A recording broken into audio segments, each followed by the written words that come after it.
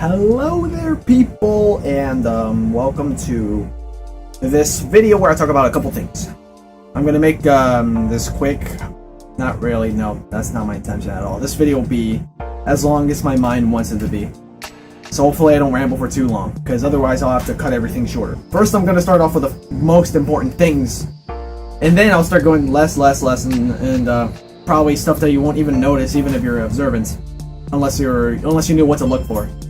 So first, my series. That's going to be also the title regarding that, because that's the most important thing, and I think there are people that are probably excited about it, maybe somewhere in the back lines, I don't know. My channel's too small, so anybody that has certain opinions about me, they're not really vocal about it. I'm just here to talk about my series. The one I'm talking about is Time is Obsolete. The one where it's like the 1990s. You time travel between different time periods. You go to 2005. I did not explain that though, but that is a plot that will happen later on. Within an episode, within the first few episodes, and it would be multiple seasons and everything. Like, it's supposed to be like a very professional storytelling. It's like a form of entertainment, like similar to what you would see on Netflix or on the movies, but instead multiple episodes. Here's what I'm going to say that's good right now. So, no matter what, I am going to release it eventually. 2, I'm working on it right now still. Things in my head, writing down on the script, working on the script. Here, now we're going to go into the bad news. I'm going to postpone it for, who knows, until, to be announced, basically. This thing is going to be very ambitious, like, super ambitious. It has to be very convincing effects. I need to have the proper actors, and because of how long it's going to take until I feel like I'm ready for it, I'm going to need to find a new set of actors. So what you guys have seen in the pilot, they're probably not going to even be actors in that series. Maybe they'll be behind the scenes or something, but I still want to get them involved somehow. You know, first as a thank you for getting the pilot out, and also because they wanted to be actors, and I can't just say, oh, bye, you know, like, you're not the actor. I still want to, like, have them involved somehow, even if it's not directly acting as the main character. Like, let's say I started officially going with the series and releasing an episode once a week, or however many that I pick. That's gonna be many years down the line, and I can't do that with them as actors, because they're gonna look older. They're gonna look like men. And since when have you met a freshman that looks like a man?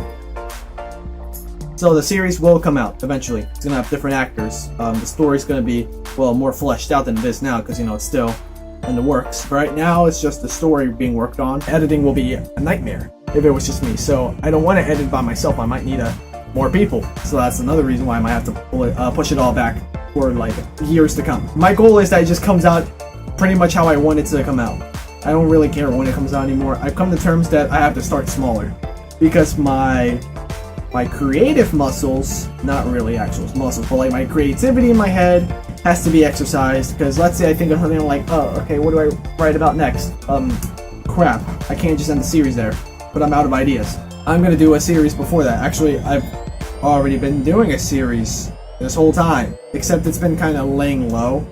And to be honest, that's kind of a cheap way of saying that that it already started, and technically my videos are a part of it, but it's not anything major. Like, not only will I be like working out my creative muscles as I work on series and stuff and get bigger and bigger and bigger until I feel like I'm ready for Time is Obsolete, I'm also going to be practicing my storytelling, which is kind of my creativeness, but like, in order to tell a story, you have to know how to. So sure, having a camera and doing the bare minimum, it's gonna, you'll know that a story is being told, but will it keep people engaged? Like, there's little tricks with camera work that will get people like, oh my god, that's so cool, or hey, that's awesome, you know, like, it'll keep you interested. It might keep your attention, even if without realizing it. Proper editing, proper camera work, having the right actors, having them have the right lines and the right settings. If everything is done right, even okay, it'll keep your attention, as long as there's one strong point that pulls everything up. But I'd rather have that everything is good and perfect, not perfect, but as close as perfect as possible. So yeah. That's why I'm not going to work on Time is Obsolete. I still want to do a couple other series before I get into that, in order for me to be ready, like, creatively and storytelling wise.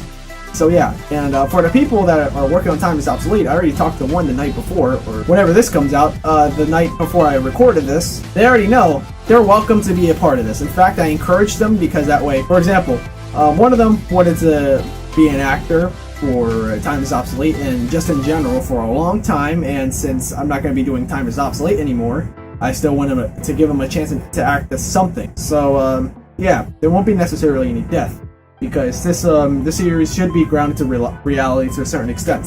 For a while, that the series will be plain old silly. There will be funny deaths and stuff, like it's supposed to be comical, some of those little skits. So yeah, people can die in those videos, and it won't be any seriousness like blood or anything. It'll probably just be like some really bad editing for the sake to make someone laugh. Don't worry about it, guys. I got this.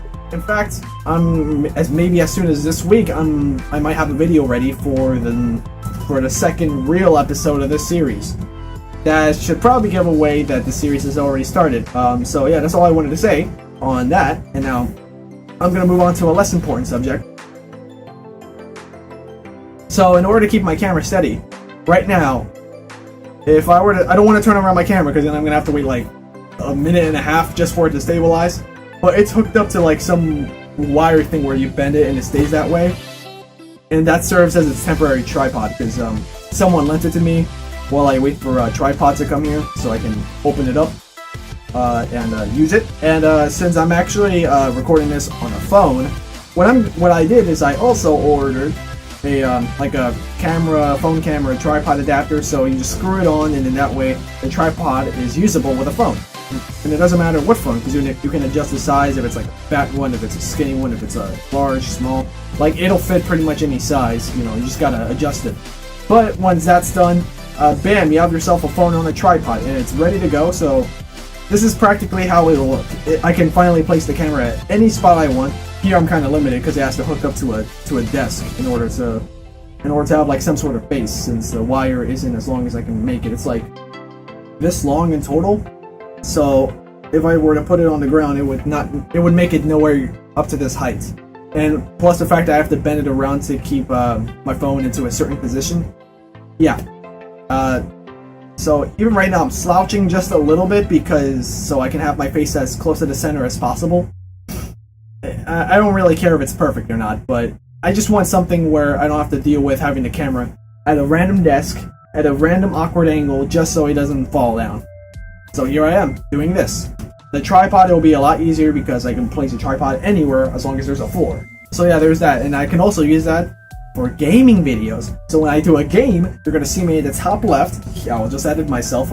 In fact, I don't even know if I'll be in that corner. Maybe the other corner. I'll be in the top left, and I'll be doing something like, okay guys, here I am playing a game called SkiT. I'm controlling him. What do you guys think? I think this guy's gonna die by the second episode of this game. That's that. I can do that more easily. The tripod doesn't even have to be really tall. Like, I think at its minimum height, it can go up to like about this height, and then of course it extends because like it's similar to like one of those metallic back scratchers. You can stretch it up and extend it.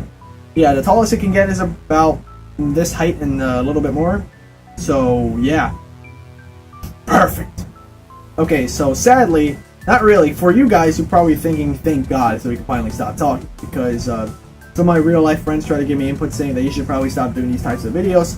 But unfortunately, one, they're easy. Two, I actually do enjoy talking to a camera, like if it were a friend or something. Because then someone can see what I'm saying, or what I'm talking about, for the future.